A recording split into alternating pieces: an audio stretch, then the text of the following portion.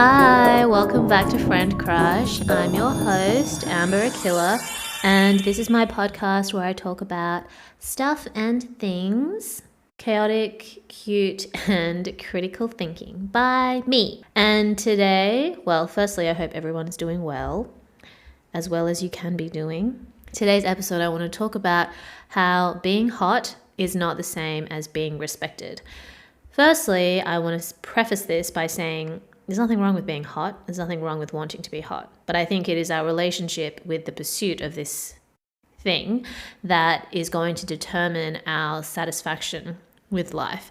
And I think this is a problem that, people of all genders face in different ways. But from my experience as a woman, I would say that a lot of the time women are being told and marketed to in a way that says implicitly or explicitly that once you have attained physical beauty, once you are able to be validated for your physical beauty, get attention for your physical beauty, monetize your physical beauty, then you are empowered.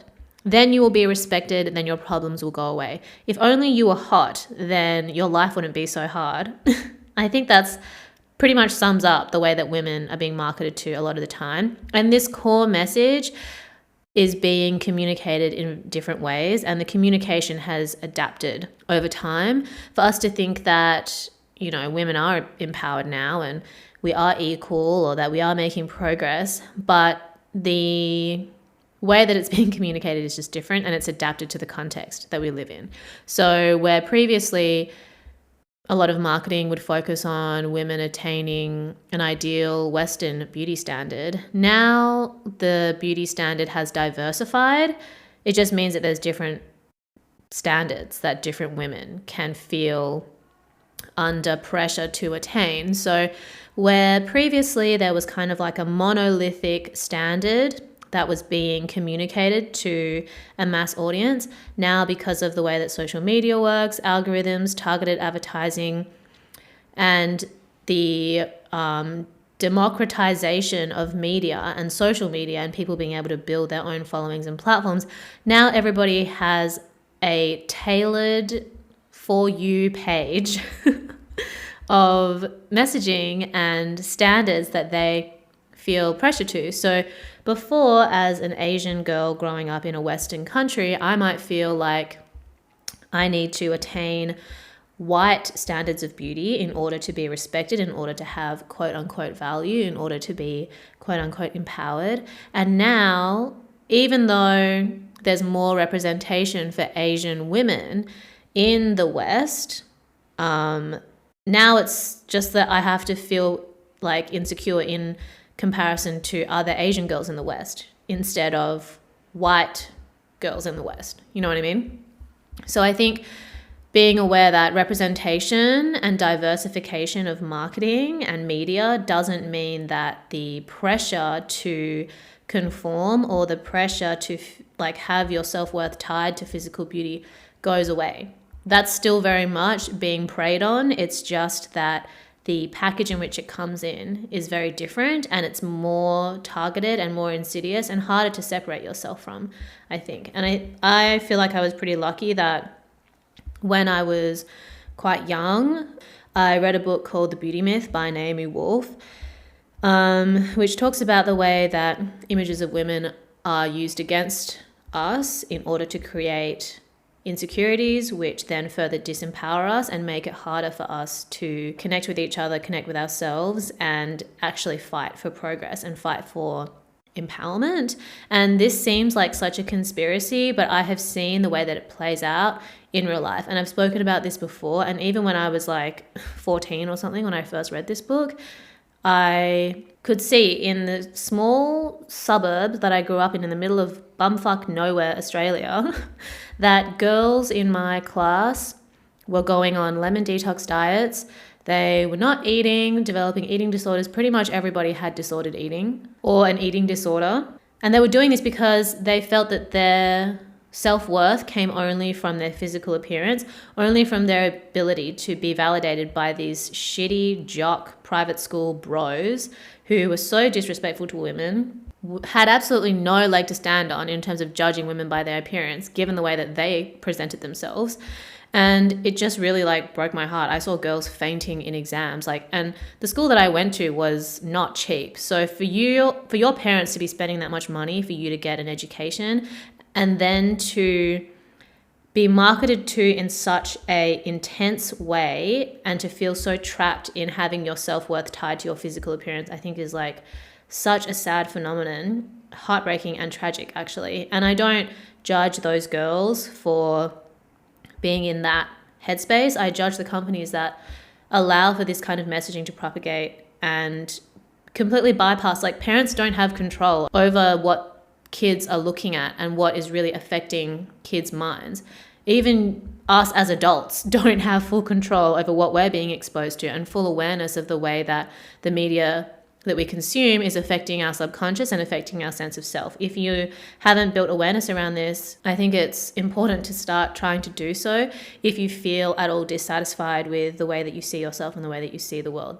The media and the content that you consume has such a huge impact on this. Speaking from personal experience, like, I have a lot of like no goes in terms of the content that I watch and engage with, or I'm very conscious of like how I'm responding to the things that I'm watching, so that I'm not just like needlessly traumatizing myself or creating like unrealistic expectations for reality because of the fantasy that I might watch on TV or in film. I consider myself lucky that I happened to read that book when I was really young and in high school, and it was part of my like art practice. And I also read Ways of Seeing by Berger, and his essay on the female nude and the commodification of women's bodies in the art world, and the inequality that exists not only in the representation of women artists. It's like an overrepresentation of women's naked body in the history of art, but a complete underrepresentation of women artists in the history of art. And how is it fair that a woman's body can be profited off, but she's not given respect in terms of the skill and point of view that she might have? Only when a woman is being objectified and sold to the male gaze is she considered valuable. And that's such a fucked up part of the society that we live in and the history on which the society that we live in is built on. And I think without having an awareness of this and being able to unpack how it's affected you, it can be a prison that locks from the inside, basically. I know, and I see so many women who really, really struggle with their body image and their sense of self, and the way that they feel that they do or they don't conform to other people's idea of beauty. And the relentless pursuit of women in physical perfection, and thinking without realizing that they're thinking that is going to make all their problems go away when they attain it, or that they're somehow going to be respected, they're going to get a text back, they're going to get the job they want, they're going to get the friends they want, if only they were hot. And again, there's nothing wrong with being hot, but I think the way that we define what is hot needs to change and develop and be true to who we are as individuals, and that might be different for each person. And also understanding that self-respect, and also being able to be compassionate with yourself when you recognize that in yourself, and saying like, you know, it's okay that I feel this way because I didn't realize the ways that all this external messaging was affecting me. Now that I have an awareness of it, I can be more compassionate with myself. I can be more conscious of how I pursue beauty and what I think that pursuit can bring me. You know what I mean? Because of course, there is privilege that comes with quote unquote beauty, with it being able to conform to some kind of beauty standard. You have pretty privilege exists, period. Like, I'm not going to deny that pretty privilege exists. And for me, as somebody who grew up in an environment where my physical appearance was not validated the same way that like a white girl's body was, And then growing up into a time where suddenly it became cool to be a person of color and being Asian was considered desirable, I would say that began to happen around 2017. And I think just as a result of my self-confidence growing, as a result of me being able to take better care of myself, I have been able to be in certain spaces where I can profit off my appearance. I know from firsthand experience that being considered hot does not equate to being respected. And no matter how many ways you try to convince yourself that this is that's what's going to happen, that once you're hot your problems will go away, I challenge you to see how far you can take it until you realize that it's a one-way street to fucking nowhere. Like, yes, pretty privilege exists. Yes, you can benefit from looking a certain way in certain spaces, but the only thing that translates into respect from other people is respect for yourself. The only thing that translates into feeling empowered is working on your self-concept, your self-esteem, and that, like, your physical appearance is only a very small part of it. I would consider it to be like, and I'm not saying that I don't struggle with body image issues or that I don't have insecurities, but I try to be compassionate with myself in moments where I feel insecure.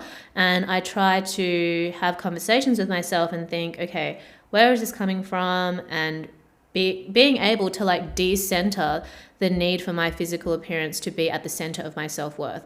Of course, I enjoy the pursuit of beauty. Like I like looking after my skin. I like being able to buy makeup, do makeup, and being able to feel hot, be hot. But I don't think that being hot is going to facilitate being respected by other people in the way that we actually want when it comes to self-empowerment. Like, validation from other people is not respect. And I think the easiest way to make this clear is when you think about very superficially driven industries like fashion industry and the entertainment industry, where people are profiting off their physical appearance most of the time as a model, as an actress, as artists or performers. There are countless stories of people that work in those industries talking about the amount of trauma that they have experienced from the mistreatment that they receive in those industries. And I can also attest to having experienced that on a smaller scale. Being hot does not equal being respected. If anything, you need to have your guard up even more, because a lot of people will try to take advantage of you. A lot of men will try to swindle you and hold opportunities over your head at the price of getting into bed with them, which is absolutely disgusting, so insulting, and I will not stand for it. And to anybody who has ever been in a situation like that or is ever in a situation like that, I want you to know that you don't need to place the fate of your career in the hands of one guy who's trying to have sex with you. Period. And there have been situations where I've had to reject advances from guys that have clout and have connections and that I might have otherwise been able to work with, and I chose not to do that because to me it's not fucking worth it. And it motivated me to connect with other women that I felt I had similar values to, and to create our own projects and our own spaces so that we could have full ownership over what we were doing. For me to create things for myself that are true to me instead of feeling like I had to piggyback off some other guy's crusty clout. So that's just a little aside to anybody who might ever be in a position where they feel like they're being gatekept from opportunities at the price of sleeping with a guy. I think that it's really important to remember that there are so many opportunities and people out there that will genuinely want to help you and connect with you and support you without requiring you to do something like that. And it might take longer to find them, but I feel like for me personally, I sleep better at night knowing that I didn't choose to do that. That's just me personally, and anybody that is in that middle ground who doesn't know how they feel about it and is looking for someone to tell them that you don't have to do it, I'm telling you that you don't have to do it. So, being hot is not equal to being respected. And self-respect is something that you need to train and practice with yourself. And it comes with, as I always say, building awareness, building connection with yourself, being compassionate with yourself, and learning to distinguish the difference between discomfort that you feel that is actually in service of your authenticity, in service of your best interests, and the discomfort that you feel that comes with putting someone else's needs in front of your own or acting against your best interests. And a lot of the times women are conditioned to think that they have to sacrifice themselves for the greater good, but you don't. Self-sacrifice is a lie. It is a fallacy. Self-sacrifice is a scam. And I think that, I don't know why there is this like culture of self-sacrifice that exists, but ultimately remember that you are part of humanity. If you take an L, humanity takes an L too. So as long as you're acting in your best interests and being authentic to yourself, being kind to others, being kind to yourself, being respectful, then you will be rewarded. And unfortunately, the cost of self-respect sometimes is personal relationships and connections with people who don't actually respect you, despite what they may say. And I think that's the hardest part about learning to draw boundaries when you're coming from a place without awareness of your own boundaries, is that suddenly you deciding to choose yourself over other people is offensive to people who benefit from you not having those boundaries and not having self-respect.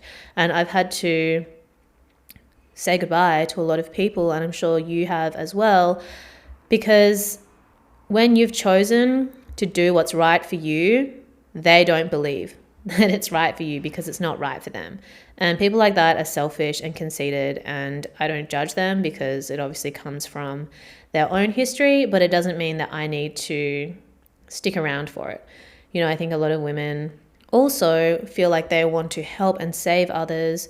I definitely have that kind of trauma response because I felt so isolated and unsupported in my younger years that now when I see people who want help or need support, I will do whatever I can to help them if I feel that I have something that might benefit them. And I've had to learn over and over again what my limit is in terms of what I can give and when it becomes a lose-lose, because ultimately, like, people need to learn on their own. You can only give them so much perspective. And now that we're all adults, it's like, well, if you make your bed, then you have to lie in it. I can't be expected to lie in it with you. I can't be expected to wash your sheets for you just because you chose not to. So yeah, I think getting into the habit of learning to choose yourself and your own best interests, and that is part of building self-respect. Being able to say no to men that want to take advantage of you, that's building self-respect. And in doing that, those men probably respect you, although they won't admit it, because they secretly would have preferred that you didn't. And, you know, maybe they're not going to be around, they're not going to give you opportunities, but at least you have that intact, right? They're not going to tell you that by sleeping with them, they're going to disrespect you. That's a test. If they can get it out of you, it doesn't matter whether they respect you or not in their eyes, right? But it matters for you, and that's all that matters. Because fuck those guys, honestly. And the same with like a situation where you might be hanging out with people that, you know, you don't feel good around. The friendships are becoming toxic. You don't feel like you can be yourself. I feel like simply not feeling like you can be yourself around your friends is a sign that they're not the right friends for you. And that's a really difficult thing to come to terms with. And I can discuss this topic in another episode. But you pulling back from friendships where you don't feel like you can be yourself, or you don't feel like you're being respected, and the way that people respond to that is very telling of their character and very telling of the role that you play in their life. Because for me, I feel like anybody that I care about, I want them to be happy. And if their happiness lies with us not being friends, I can respect that, honestly. Like, I get it.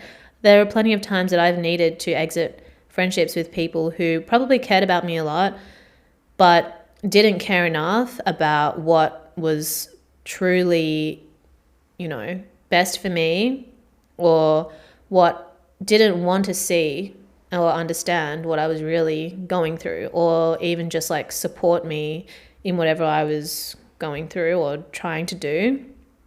And I had every right to walk away from that, even if it upset them. And people in my life who don't feel that connected to me anymore have every right to leave too, if they don't feel that my presence brings anything to their life. I can understand that for sure. So I think being able to accept that is really important, and being able to see the way that people respond to you, pulling back. If a friend says to me, you know what, I can't be in contact with you for a while, I'm just going through my own shit, whatever, fine. Go do your thing. I'll do my thing.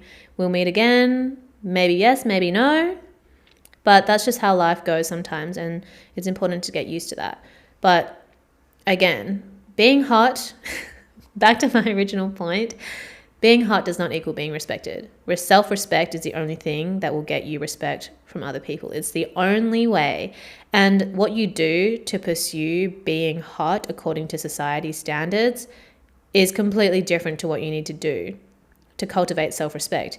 And you can 100% have both, but it's important to recognize that it's two different processes. And I mean, if you just want to be hot, that's fine too. I'm not going to judge that. But if you're feeling at a loss in the pursuit of physical beauty, and like it's a never-ending chase that you never feel satisfied with, it's probably because you are pursuing it under false pretenses. You don't realize that what you're really looking for is respect, self-respect, and respect from others. And no matter how you try to present yourself according to society's standards of hotness, you don't feel that you are being respected. And it's because you haven't cultivated the skills required or the practice of self-respect. And that's okay, because that's by design. That's how society and capitalism prefers women to be. In a constant pursuit of hotness, that doesn't equate to self-respect and self-confidence, because confident women don't make good consumers. So many industries are built on the backs of women's insecurities, and they benefit from women staying insecure. And for me, I feel like I'm at a place where it is what it is. I continue to learn and understand why and how it's gotten to the way that it is, how it affects people, how it affects me. And I'm not the type of person who's just going to reject everything because I consider it problematic. I understand that the human experience is inherently problematic. Please simply look to a textbook or a history book. With awareness, with knowledge and education and learning, I can make more conscious decisions in how I engage with society. Society is society. Okay, like I don't have control over that. Millions, billions of people create society, but I can figure out how I want to engage with it, right? So for me, I like being pretty. I like feeling pretty. I like doing makeup. I like having nice skin. I recognize that pretty privilege is a thing, and I'm going to lean into it. Like, why would you not do that if you could? But at the same time, I know that being considered quote unquote pretty in certain spaces isn't going to result in self-respect and self-empowerment, which is something that is even more important to me than physical appearance alone. At the end of the day, what I value is self-respect, respect for others, people that are loyal, people that have integrity, me being able to be loyal, me being able to have integrity. Those things are more important to me than physical appearance alone. That is secondary. It's not important to me, but it's not at the core of like my life purpose, at least. And I think that, I've kind of been working on that from a very young age. I decentered the need to appeal to whiteness And I actively rejected the pressure to appeal to whiteness. Like, I remember the crossroads that I came to when I was deciding where I wanted to move to after I finished university. I was so desperate to leave Perth. And I was originally thought that I would move to the UK, move to the US. A lot of people in Perth would move to Sydney or Melbourne. I had spent time in China before. And I was just like, I know at that time, like in 2016, 2017, again, like it wasn't cool to be a person of color yet. Maybe the ball was started to roll, but I wasn't from Perth. Like, I didn't live in a big city where I saw opportunities available to me for, like, as a woman of color, especially in the creative scene, especially as a DJ. Even though other women of color DJs existed, to me, the space didn't seem big enough. And it felt like too much of an upward battle for me. I just don't feel that I appeal to whiteness naturally in terms of like how I present myself or how I look. Like, I understand that maybe superficially I can, but you know, the shit that I talk about isn't going to be popular with every white person. I would make more money if I kept my mouth shut. If the white dollar was really important to me, I would keep my mouth shut, basically. And I just didn't want to do that. I was like, sorry, I've been through too much to pretend that I haven't experienced racism, to pretend that racism doesn't exist, and to pretend that it hasn't affected me, and it hasn't and doesn't continue to affect millions of people, billions of people all over the world. That's just not me, okay? And also misogyny. Like, it's much easier to just not say anything and be apolitical than it is to actually stand for something, even if that is like being true to your own experience. And I knew that if I wanted to be successful in Australia, that I would need to minimize who I was and appeal to mainstream whiteness more than I would have to if I went somewhere where that standard, where I wouldn't be held to that standard. So I like actively rejected that. And I've been lucky that, you know, the needle has moved a little bit more, and now I feel that there's more space for somebody like me in the West or in Australia. But it doesn't mean that I give a shit. Like, or it doesn't mean that I'm not happy with my initial decision. You know, like, I'm really grateful for all the experiences that I've had pre and post living in Shanghai. So yeah, like, I have been very conscious of this, like, expectation of these standards from a young age, and I've really worked to unlearn or just decenter the need to feel like my self-worth has to be tied to validation from people that, you know, seem to have power or whatever.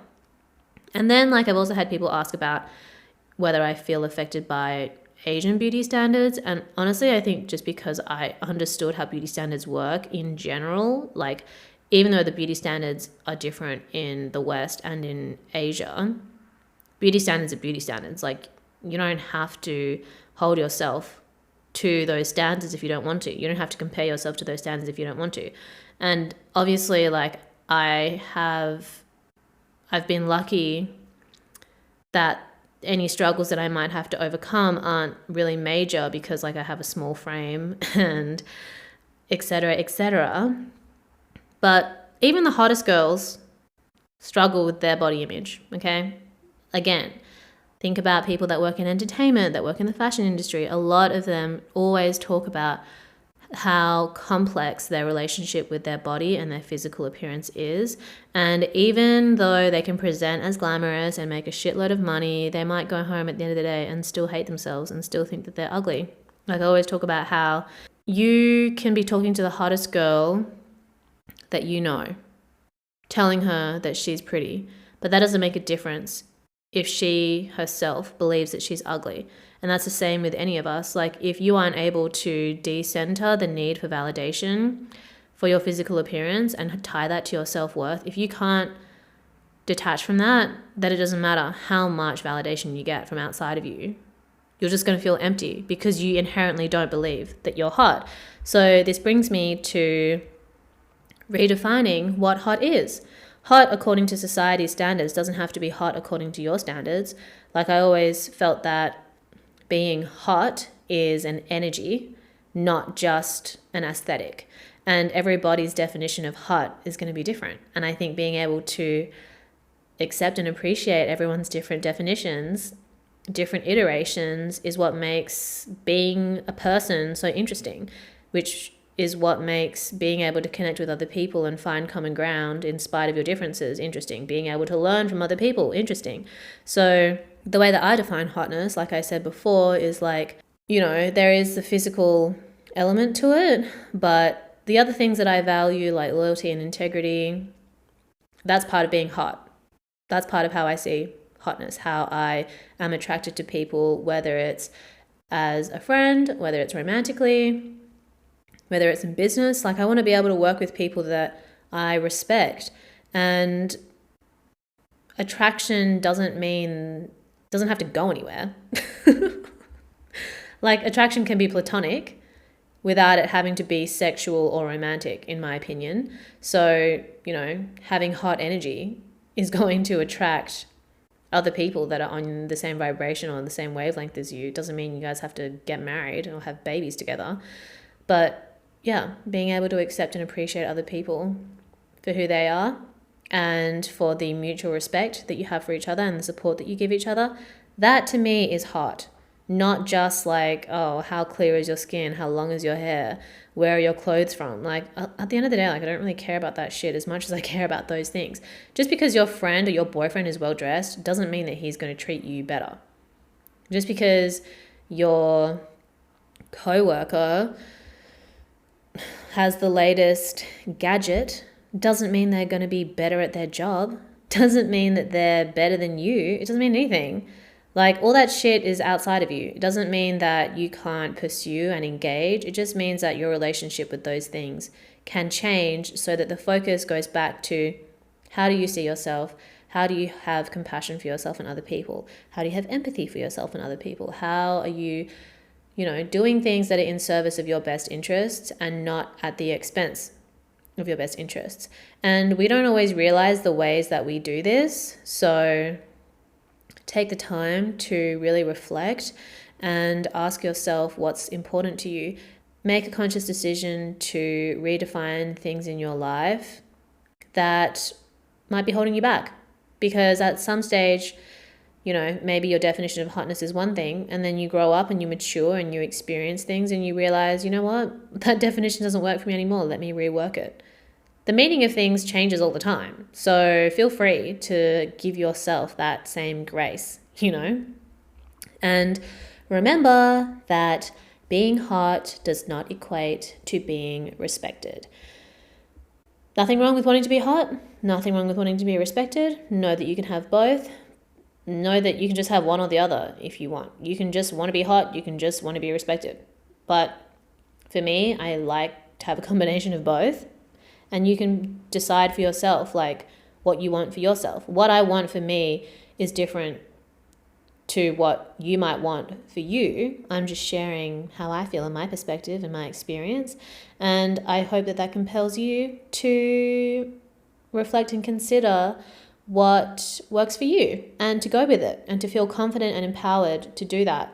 And know that, growth isn't a linear trajectory. Sometimes you take 1 step forward, 2 steps back, 3 steps forward, 1 step back. That's just life. And being able to engage and understand how and why these things work and accept that there are these kinds of like universal, inescapable laws of nature and human nature, I think is very freeing, It makes it much easier to see and understand like why things are happening, or give yourself perspective and allow you to be grateful in spite of challenges that you might face. So being hot does not equate to being respected. That's all I'm going to say for today.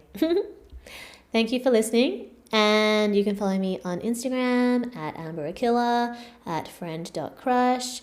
Let me know if you enjoyed this episode. I love getting feedback because it reminds me that sometimes I'm not just talking to myself.